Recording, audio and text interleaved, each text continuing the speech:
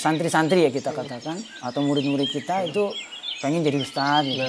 Ada yang pengen dia istilahnya menjadi pengusaha tapi dia yang sukses dunia akhirat gitu kan. Ada yang kayak gitu kan, ada dari visi misi orang tuanya masing-masing ya kan. Ada yang di sini ada yang dari putra dari Kapolsek ada, Kapolres ada gitu. Jadi artinya mereka masing-masing ada. إنما المؤمنون الذين إذا ذكر الله وجلت قلوبهم وإذا تليت عليهم آياته زادتهم. Bismillah, assalamualaikum warahmatullahi wabarakatuh. Alhamdulillahilladzi binikmati tatimmus shalihat wassalatu wassalam ala nabiyina Muhammad wa ala alihi wa ashabihi wa man tabi'ahum bi ihsan ila yaumiddin, amma ba'd. Alhamdulillah, kita berucap syukur kepada Allah Ta'ala. Jejak alumni kali ini kita bisa berkunjung ke Pondok Pesantren Riyadus Sholihin yang terletak di Pandeglang. Tentunya bersama dengan salah satu alumni terbaik dari Mahat kita, Mahat Al-Furqan Al-Islami, ialah Ustadz Badri Hafidhullah Ta'ala. Assalamualaikum warahmatullahi wabarakatuh. Assalamualaikum warahmatullahi wabarakatuh. Insyaallah sehat Ustadz ya? Alhamdulillah sehat. Alhamdulillah, senang sekali bisa ketemu Ustadz nih. Alhamdulillah. Bisa jauh-jauh kami dari Gresik bisa mampir ke Pandeglang. Dari ujung ke ujung ya. Dari ujung ke ujung.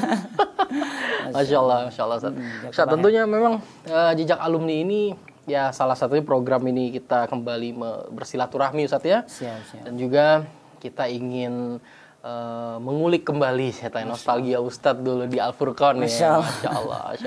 Tapi Anda mau tanya sedikit, sebenarnya Riyadus Sholihin ini dulu Ustadz setelah lulus dari Al-Furqan apa langsung ke sini atau dulu kemana dulu Ustadz perjalanan dakwah Ustadz? Nah, bismillah ya. Alhamdulillah wassalatu wassalamu ala nabiyina Muhammad wa ala alihi wa ashabihi wa man tabi'ahum bi ihsan ila yaumil wa ba'd. Jadi kalau dulu itu sebenarnya tidak nyangka ya kita juga sampai di Pandeglang ini. Tapi dulu sebenarnya sebelum anak kesini itu dulu sempat ditugaskan oleh Ustadz kita, Ustadz Aunur Rafiq dan para asatidzah itu ke Bangka Belitung, ke Pangkal Pinang. Tahun 2005. Tahun 2005. Kemudian setelah itu anak ke Yaman dulu, sempat anak belajar di Yaman kurang lebih ya 3 tahun. Kemudian setelah pulang dari Yaman baru anak ke sini. Oh gitu. Jadi bukan dari Al-Furqan langsung artinya, tapi anak belajar dulu. Masya Allah. Ini menarik Ustadz. Sebelum kita bahas tentang Pondok Pesantren Riyadus Sholihin ini Ustadz ya, pastinya kan kita ingin menanya kembali dulu, Ustadz asli mana Ustadz? Anak aslinya Cilacap. Asli Cilacap. Jawa Tengah, Cilacap. Berarti dari Cilacap ke Al-Furqan nih Ustadz ya? Ya, dulu dari Cilacap ke Al-Furqan, tapi tidak melalui Cilacap ya. Oh gitu. Ya, karena saya tinggal lama juga di Bogor. Jadi Masya Allah. dari Bogor langsung ke Gresik waktu itu tahun 2000-an. Tahun 2000-an. Pertama kali tahu Al-Furqan itu dari mana Ustaz? Dari kakak. Dari kakak. Di Ibnu Taimiyah di Bogor. Masya Allah. Dari situ Ustadz masuk Al-Furqan untuk di jenjang apa Ustaz? Idad. Oh, Idad. Iya, Idad ya. Programnya Idad ya namanya ya. Program Idad. Di tahun berapa tuh Ustaz? Di tahun 2000 ya. 2000. Nah, di tahun 2000. Di tahun 99 gitu ya. 1999 itu Ana lulus SMP ya kan. Setelah itu pengen ke Jakarta, ternyata ke Jakarta ya kayak gitulah ya. Kemudian Ana diikutkan oleh kakak itu untuk ikut-ikut kajian gitu. Dulu sempat ketemu dengan Ustadz Aunur Rafiq dan Ustadz Yazid dan beberapa asatidzah dulu ya. Dulu waktu di Bogor lama tahun 2000 ya tahun 99 itu. Baru dari situ saya ke Al-Furqan. Mondok ya, Masya Allah. Nah, awal mula mondok di Al-Furqan gimana kesan Ustadz tuh Ustadz? Kesan anak karena anak orang kampung ya. Terus kemudian disemangati oleh kakak gitu. Ya apapun ya konsekuensinya sebelumnya itu dikasih tahu sama kakak kalau di pondok itu konsekuensi kayak gini gitu. Tapi sabar harus ini gitu ya. Ya sudah saya ikutin aja. Gitu. Saya ikutin. Karena kakak ya. Jadi saya ikutin. Ya semoga aja ada kebaikannya nanti akhirnya gitu. Berat nggak menjalani dulu di awal-awal Furqon, ya airnya asin ya Ustadz ya, panas, banyak nyamuk dan sebagainya dulu Ustadz di awal-awal Ustadz. Kalau ana pribadi, karena ana kan Cilacap ya. Iya. Kalau dari sisi panas sih sebenarnya hampir sama Hampir ya. sama, Kalau deket panas pantai juga, ya. Ustadz, Cuman kalau untuk asin tuh, asin emang Asin sana. asin enggak ya, beda ya dengan di Cilacap ya. Artinya Lengket di kulit gitu beda ya, lah ya gitu. Harus pakai sabun juga nggak berbusa kan gitu. Tapi ya alhamdulillah nggak ini sih nggak terlalu apa artinya nggak perlu berpengaruh buat kita, apalagi dengan disemangati oleh para asatidzah gitu. Belajar itu dari pagi, sore ada belajar lagi, ada privat. Zaman dulu ada privat di bawah pohon randu waktu itu di pinggir tambak dengan Ustadz Rosyid. Kemudian ada Ustadz Abu Beda, Ustadz Yusuf gitu. Jadi kita tuh sibuk dengan belajar gitu. Jadi nggak kerasa. Nggak terasa Nggak hari kerasa. gitu, Bahkan pernah Lebaran itu nggak pulang gitu. Jadi udah biasa aja gitu. Tapi cuman nangis juga sih. Lebaran udah jauh nggak pulang gitu. Lebaran nggak pulang. Gitu. Masya Allah. Ustadz, apa yang paling teringat Ustadz selama di Al-Furqon Ustadz? Mungkin hal-hal pesan dari Ustadz siapa atau apa yang pernah Ustadz terjadi di sana itu Ustadz? Masya Allah. Ya kalau yang anak dapat itu ya nasihat ya tentunya karena alhamdulillah sih kita bersyukur punya orang tua gitu ya, orang tua kita yaitu Ustadz Aunur Rafiq. Kemudian juga Ustadz Ahmad Anwari gitu ya. Dan Ustadz Abdul Aziz gitu ya. Dan rahimahullah dan juga para asatidzah semuanya ya. Itu apa ya istilahnya itu sering gitu memberikan semangat. Bahkan terakhir waktu tahun 2005 ya. Ana pernah menghadap beliau, terus Ana disuruh untuk pergi ke Bangka Belitung waktu itu untuk ya ikut membantu dakwah di sana. Ana masih ada teringat sampai sekarang dan Ana sampaikan kepada murid-murid saya bahwa ketika kita betul-betul tawakal gitu kepada Allah, gitu. Beliau sampaikan ke Ana waktu itu, Ana tanya karena Ana pernah dikasih sama beliau ini ongkos untuk ke Bangka Belitung. Terus kata beliau, ini ongkosnya. Waktu itu kurang lebihnya 350 atau berapa sekitar itulah. Kemudian anak nanya, karena ya tentu masih jiwa muda, berpikir apa gitu, nanti di sana makan apa. Kata beliau, antum punya tangan gak gitu. Kata beliau, antum punya tangan gak? Ya punya Ustaz, ya udah makan sama tangan antum. Itu nasihat yang sampai sekarang ini juga berjuta makna tuh Ustaz. Oh gitu, jadi anak sampaikan ke beliau, di mana saja antum berada yang jelas memberikan manfaat kepada orang lain, insya Allah itu prinsip saya dan sampai sekarang saya pegang itu bahwa di mana aja lah kita berada selagi kita memberikan manfaat dan menolong agama Allah, insya Allah Allah akan tolong. Apa hal yang paling tersulit yang Ustadz alami di sana, pernah nggak Ustadz? Tersulit itu belajar ilmu sorof dan nahwu. Saya belajar sorof itu karena anak kan dari umum ya, dari sekolah SMP umum negeri ya, dan termasuk yang negeri tapi yang favorit gitu negeri yang tahu sendiri agamanya ya kayak gitulah.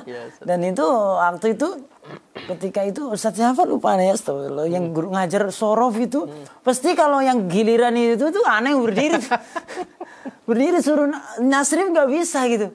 Bahkan nulis ya karena tahu sendiri lah mungkin ya karena belajar agamanya nol gitu, disuruh langsung mondok, disuruh bismillah nggak bisa gitu ya, bismillah ya B ya ba gitu ya, terus dipisah kemudian sin gitu ya, kemudian mim gitu, artinya benar-benar dari nol gitu, dari nol. Itu yang anak kira terus sulit, tapi ternyata setelah belajar selama kurang lebih 1 tahun udah enjoy gitu. Jadi kita juga bisa ngajarkan ke adik-adik kelas waktu itu gitu. Apalagi ada privat juga kan, kalau zaman dulu kita ada privat ya, sore sama malam ya.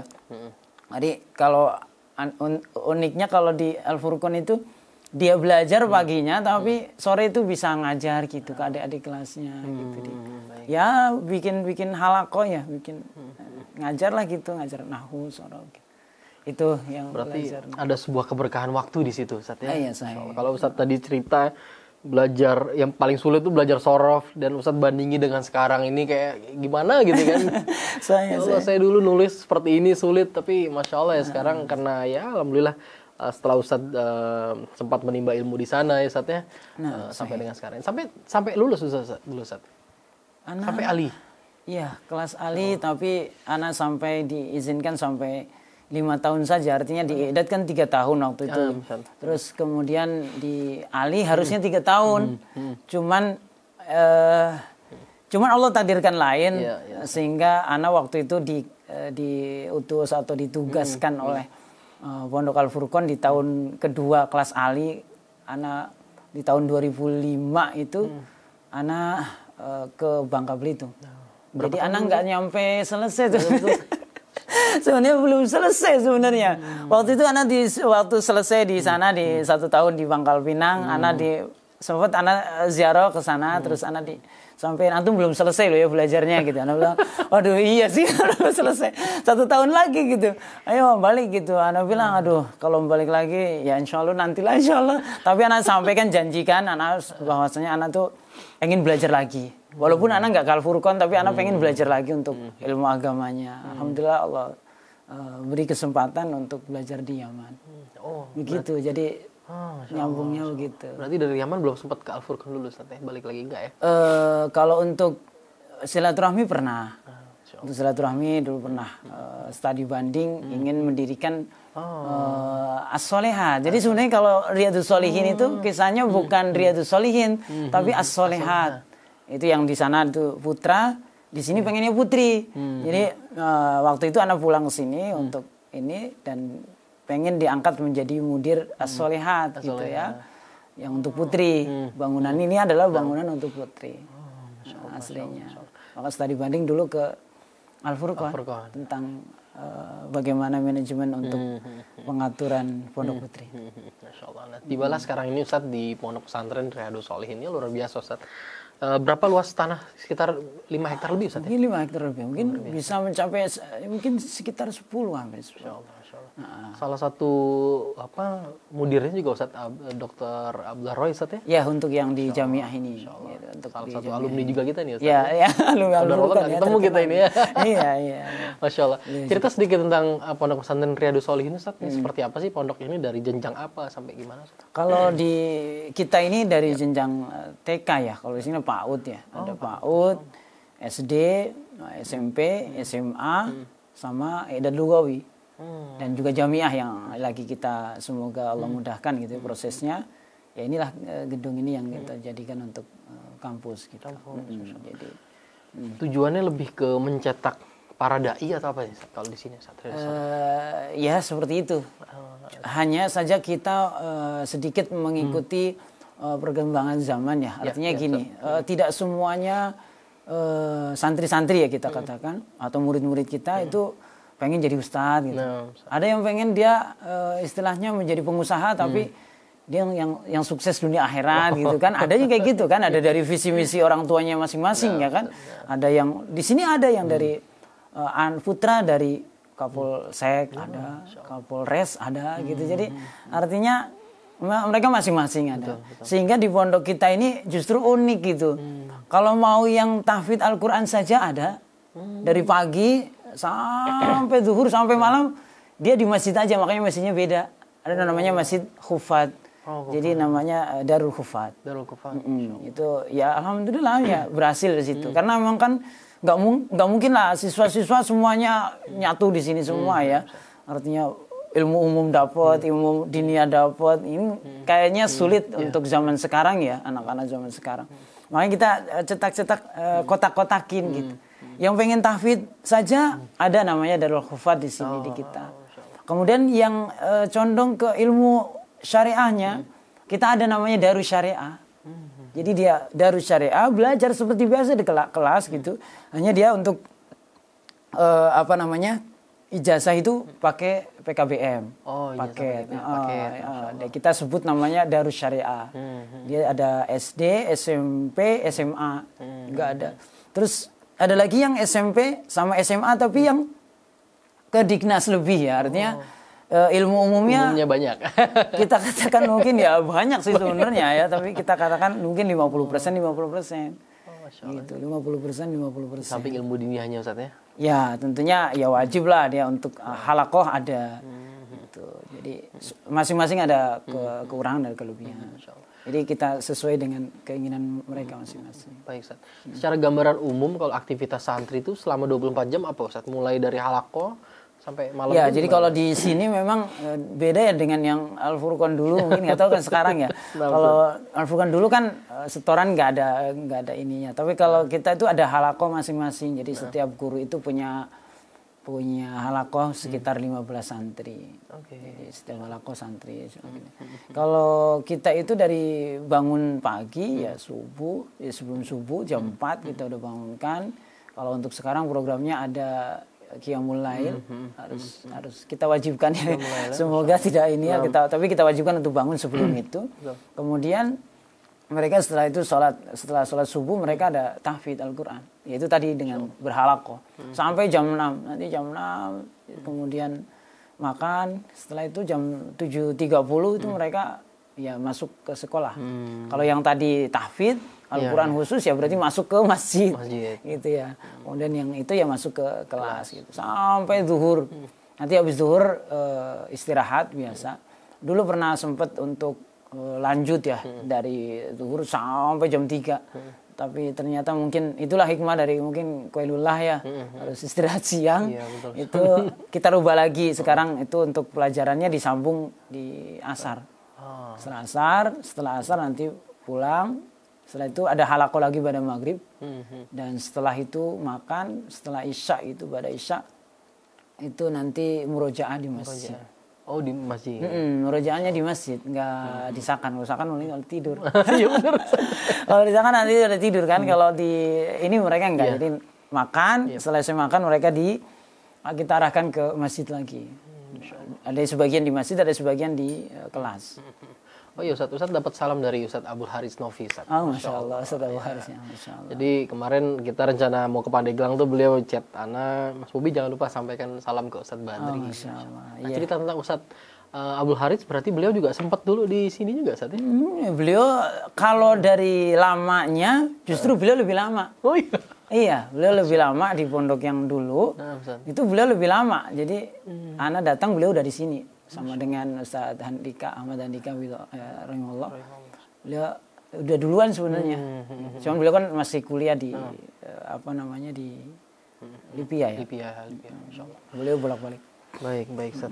Ustaz ada sesuatu yang menarik yang tadi kita sempat diskusi sebelum kita mulai ini Ustaz. Jadi rumah para ustadz itu gabung dengan kompleks santri. Itu menarik Ustaz. Konsep seperti itu tuh apa sih tujuannya gitu Ustaz? Boleh Ustaz kasih tahu kita. Iya, kalau prinsipnya kita mudir am itu Ustaz Fakhruddin Nu'man LC MPD Hafizahullah Ta'ala itu. Beliau ingin bahwa pendidikan itu bukan hanya di kelas saja loh gitu. Pendidikan itu pendidikan dan pembinaan kan. Kan ada pendidikan dan pembinaan. Betul. Kalau kita itu di balik pembinaan dan pendidikan. Jadi lebih kepada ke pembinaan. Maka namanya pembinaan tidak mesti di kelas kan. Bisa ketika ketemu salam, bisa ketemu negur antum makan harus pakai tangan kanan dan sebagainya, sehingga gimana caranya supaya guru-guru itu selain dekat dengan santri punya kesempatan kita katakan 24 jam bersama santri. Gitu. Ada bagian-bagian masing-masing seperti tugasnya di asrama ada, tapi ada juga yang sifatnya kan kita di luar gitu, misalkan lagi di rumah-rumah lihat santrinya gimana ditegur sapa dan sebagainya, siapa yang nggak berbahasa, siapa yang mukhalafah kan kita enak tuh, itu jangan dibuang sampahnya, kan enak kalau di depan mata kan gitu. Misalkan ini sakan mereka, ini rumah guru kan di belakangnya, nggak mungkin kan mereka kan sungkan gitu, ada sungkan. Jadi sisi kedekatan pun gampang, misalkan ada anak yang itu kita bisa rangkul, masukin ke rumah, atau kita nasihatin, atau kita ngopi. Gitu. Ngopi, udah. Kan ada di sini ada caranya ya untuk anak yang nakal kita. Iya. Ada treatment gitu. Jadi ada dari sisi kedekatan itu aja tujuannya. Ya, tujuannya. Ya, alhamdulillah pondok memberikan fasilitas itu. Jadi dari sisi untuk kedekatan. Bahkan ya bukan hanya guru diniyah, tapi guru umum juga ada di sini. Masya Allah. Baik, itu tujuan. Luar biasa, Masya Allah. Dia balik lagi ke Al-Furqan nih Ustaz ya. Kapan terakhir Ustaz ke Al-Furqan? Tahun berapa Ustaz? Tahun berapa ya? Tahun berapa ya? Nah pokoknya. Berarti cukup lama lah sampai Ustaz lupa nih Ustaz. Anak merasa bersalah gitu sama ya, makanya mungkin nanti Ana juga minta maaf para guru-guru kita gitu ya. Masya Allah. Yang sebenarnya sudah mendidik kita dari kecil gitu ya, dari nggak bisa sampai ya kayak ginilah. Tapi kita merasa bangga adanya Al-Furqan. Ana sampaikan ada dua ya, yaitu keadaan Al-Furqan tidak bisa dibandingkan dengan pondok-pondok yang lainnya ya. Dari sistem yang makan secara kekeluargaan bareng-bareng itu sampai sekarang Ana tadi tanyakan setelah ya masih gitu. Terus kemudian juga dari sisi mungkin kekompakan gitu ya, itu masih ada lah gitu ya, dengan itu yang sangat kita banggakan ya. Dan juga insya Allah kalau yang setahu saya nih ya, tidak ada pondok di Indonesia ini kecuali di situ ada yang lulusan Al-Furqannya. Yang setahu saya, wallahualam mungkin ada ini lagi, tapi setahu Ana mungkin di Banten ini ada beberapa gitu. Di Banten, di Tangerang, di Jakarta, Bekasi. Cobalah kita lihatlah pondok-pondok yang ya insya Allah ada lah lulusan dari Al-Furqan, baik itu dari yang ikhwannya maupun akhwatnya gitu. Jadi Ana kira semoga tambah maju, dan Ana lihat sih perkembangan. Ana pengen sekali kemarin sama keluarga juga. Dia pengen karena lulusan juga dari lulusan sana juga. Baik Ustaz. Terakhir nih Ustaz, Ana mau minta nasihat Ustaz nih. Sekarang kan kita bilang oke lah lulus pesantren, tapi kan kualitas itu tetap harus kita inikan Ustaz ya. Maksudnya kalau menurut Ustaz itu untuk mencetak sebuah santri yang berkualitas itu menurut Ustaz itu seperti apa sih yang harus dilakukan para pengajar Ustaz? Mungkin Ustaz bisa kasih nasihat kita dari situ. Oh gitu ya. Masya Allah ya. Kalau ini Masya Allah berat ini ya. Masya Allah. Sebenarnya pertama itu ada faktor internal, ada faktor eksternal ya. Kalau menurut Ana sih dari mulai dari sisi ininya dulu nih, dari sisi santrinya dulu ya kan. Santrinya dulu kenapa kita harus ada tes masuk ya. Itu kan untuk menyaring juga sebenarnya. Ada yang sistem yaitu dia menerima santri itu dari sisi nilai. Ada yang kayak gitu kan. Ada juga yang dari sisi untuk penilaian saja. Kalau kita ada sebagian yang pernah kita gunakan, yaitu kita menerima siswa itu hanya untuk menilai nih loh. Oh ini butuhnya nanti dimasukkan ke sini. Ini berarti misalkan dari sisi tajwidnya masih kurang. Oh berarti nanti kita bikin program untuk untuk tajwid itu. Artinya sebenarnya kalau kalau saya pribadi ya enakan yang kayak gitu ya. Supaya memberikan kesempatan kepada orang tua yang pengen anaknya bisa gitu. Kan gak semuanya anak yang bisa harus yang bisa ngapain gitu kan. Betul. Kan banyak juga yang kendala dulu itu maksudnya anaknya, orang tuanya pengen anaknya jadi anak yang soleh, cuman gak ada kesempatan nih. Gitu kan. Tidak ada kesempatan karena di sini pakainya grade pakai grade nilai sekian gak diterima nih. Terus mau kemana nih orang-orang yang kayak gini nih? Sementara orang tuanya ingin supaya dia jadi anak yang soleh kan gitu. Pengen nggak mau belajar di sekolah umum lagi gitu. Betul. Itu mungkin itu dari sisi pertama ya, dari sisi itu. Kemudian kalau dari sisi kedua itu adalah SDM-nya sih. Kalau dari sisi SDM memang harus orang-orang yang militan gitu. Yang bukan melihat kepada materi atau apa. Tujuan utamanya adalah dakwah gitu. Tujuan awalnya kalau kita di sini kita punya 10 prinsip guru di Riyadhus Shalihin. Apa itu? Pertama, ya diantaranya ya, tapi Ana nggak hafal banget. Tapi kalau Safarudin nyuruh kita untuk hafal ya. Karena itu prinsip. Tapi sebenarnya prinsip itu adalah prinsip kita sebagai seorang Muslim gitu. Yang pertama niat, ikhlas gitu kan. Kemudian mutaba'ah, ikhlas jelas lah udah kita nggak usah berbicara tentang itu. Kalau Mutabaah, ya gimana cara kita mendidik anak itu? Ya seperti Rasulullah mendidik dong. Gitu. Apakah Rasulullah pernah mukul? Enggak kan? Ya pukul tapi ya bagaimana kondisinya kan gitu. Kemudian apakah Rasulullah pernah menghina dan sebagainya kan enggak. Gitu ya dari sisi itu. Kemudian mutabaah, kemudian kita tuh rifq gitu.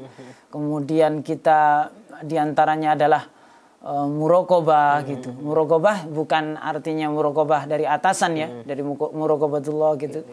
Artinya itu ya kita beramal ya udah kita sesuai untuk dakwah. Itu kan tidak menghitung gaji berapa dan sebagainya itu kita enggak gitu. Jadi dari sisi-sisi itu sebenarnya dari amanah, kemudian ya profesional kan amanah gitu. Amanah, kemudian menuntut ilmu juga. Jadi dari sisi selain kita mengajar kan harus mengembangkan ilmu kita juga kan, artinya bagaimana dia bisa merubah gitu. Itu sih menurut anak yang terpenting SDM sih. Kalau fasilitas dulu, kalau kita belajar tentang fasilitas sekarang, Al-Furqan dulu kita asing inget. Coba tanya Ustadz Rosid, pernah nggak ngajar anak itu, ngajar saya itu kita teman-teman itu ngajar di bawah pohon randu yang di belakang yang sekarang mungkin udah nggak ada ya. Di bawah pohon randu ngajar mulakos gitu. Di bawah pohon randu ini ditambah, artinya fasilitas itu nomor sekian lah. Seperti Ustadz gitu ya. Bisa mencetak seperti Ustadz Badri sekarang ini. Bukanlah seperti Ustadz Abdul Roy, seperti Ustadz Gibah atau asatidz kita gitu ya. Itu ya artinya enggak tuh. Iya. Artinya itu nanti lah gitu ya. Kalau dibarengin dengan itu, masya Allah. Masya Allah. Makanya mungkin kalau saya sih lebih ke SDM gitu. Kebetulan saya juga dari lembaga penjaminan mutu gitu ya. Itu dia, ini kayaknya harus banyak belajar dengan itu. Enggak juga sih. Yang saya perhatikan itu. Yang saya perhatikan dari Ustadz asatidz kita di Al-Furqan. Sekarang berapa sih? Dulu anak bayar itu kalau nggak salah 10.000, 15.000. Kalau nggak salah. Terus kalau nanti bulan Ramadan, dipotong 50%, atau kalau nggak dibalikan sama Ustadz Fatih kalau nggak salah. Ustadz Fatih ya. Ustadz Fatih ya. Bendahara itu kan dikembaliin ini, atau kalau nggak buat bayar tahun depan tuh. Bulan depan gitu. Jadi ketika Ramadan tuh seneng kan Ramadan nih dipotong gitu. SPP-nya padahal cuma 20.000, 15.000 gitu. Kalau kita tanya siapa berapa gajinya? Asatidz. Berapa gajinya? Ya nggak mungkin lah. Nggak mungkin akan masuk di akal dari nominal seperti itu gitu. Anak ingat juga dengan ininya Ustadz Aun itu kalau libur beliau itu memperbaiki mesin mobilnya. Pernah sempat dengar juga beliau waktu ngisi kajian itu pintunya copot gitu ya. Masya Allah gitu kan, artinya dari sisi itulah sebenarnya keberkahan. Dari sisi keberkahan para asatidz kita gitu. Ya, kita ucapkan terima kasih dalam-dalamnya kepada para guru-guru kita gitu. Masya Allah, Ustadz Badri. Allah yubarik. Ya Allah ini singkat, sangat padat dan sangat apa ya, ilmu baru buat anak nih. Masya Allah. Kalau Ustadz atas cerita Ustadz, atas berbagi nasihat kepada kita Ustadz ya. Ya kita berharap Ustadz juga diberikan Allah kemudahan atas segala rencana Ustadz di sini. Allah yubarik. Dan kita tunggu di Al-Furqan Ustadz. Insya Allah, Ana sebenarnya sudah mempunyai azam pengen silaturahmi ke guru-guru saya pribadi ya. Artinya guru yang pernah ngajarkan ke kita, guru kita Ustadz Nur Rafiq, Ustadz Ahmad Syafiq, Ustadz Anwar yang paling ini ya. Jadi Ana sebenarnya malu sebenarnya gitu ya. Ana bukan lulusan situ, tapi Masya Allah gitu. Ana suatu hal kehormatan buat kita. Ya semoga Al-Furqan tambah maju. Amin. Masya Allah, sekali lagi jazakumullah khairan Ustaz atas sambutannya juga kita di sini. Kalau luar biasa aja. Mohon maaf atas segala kekurangannya. Kayak ginilah kita. Insya Allah. Kalau ada sempat mampir lagi lah. Tapi aku luar biasa tadi pas masuk tuh ruangan kantor tuh luar biasa tuh, bagus tuh Ustaz. Ya, itu tadi. Tapi itu jangan dilihat itunya ya, dilihat kualitas. Kalau kita lihat kualitasnya yang harus kita jaga lah. Ya, betul. Masya Allah, syukuran Ustaz ya. Masya Allah. Dan juga kepada wafikum barakallah. Ana ucapkan jazakallah khair nih. Sudah, mungkin salam nanti buat ya buat siapa ya, buat yang pertama khususnya Ana sampaikan ya, Ana ucapkan jazakallah khair kepada guru-guru kita ya, yang di Al-Furqan yang tanpa terkecuali lah. Ya, tanpa terkecuali Ana nggak bisa sebutkan, tapi yang hanya menyebutkan mungkin beberapa saja. Tapi insya Allah ana masih punya kenangan lah di Al-Furqan. Artinya ya semoga aja mereka dalam keadaan sehat, itu dilindungi oleh Allah dan diberi pahala yang besar atas. Ya ini semuanya kan juga dari salah satunya keberkahan ilmu mereka ya, para asatidzah kita. Hanya kita aja nih yang kayak durhaka gitu. Jadi durhaka. Insya Allah. Tapi insya Allah ana punya azm untuk ana mungkin insya Allah ana silaturahmi. Nanti Ustaz. Ditunggu. Iya. Baik kepada pemirsa Al-Furqan TV dan pendengar radio Suara Al-Furqan dimanapun Anda berada. Demikian episode Jejak Alumni kita pada hari ini bersama dengan guru kita Ustaz Badri Hafidhullah Ta'ala. Masya Allah banyak sekali cerita dari beliau dan nasihat dari beliau. Silahkan bagikan konten ini kepada orang-orang semua sehingga kita berbagi manfaat semua dan pahala pun akan mengalir selama kita bisa membagikan kebaikan ini. Masya Allah. Barakallahu fikum sekali lagi kepada Ustaz Badri. Masya Allah. Sudah jauh-jauh nih. Ya, ke ujung nih. Beneran sih ujung kulon kan. Insyaallah. Baik, kita tutup dengan doa kafaratul majelis. Subhanakallahumma bihamdika asyhadu an la ilaha illa anta astaghfiruka wa atubu ilaik. Assalamualaikum warahmatullahi wabarakatuh. إن الذين يتلون كتاب الله وأقاموا الصلاة وأنفقوا مما رزقناهم سرا وعلانية يرجون تجارة لن تبور ليوفيهم أجورهم ويزيدهم من فضله إنه غفور شكور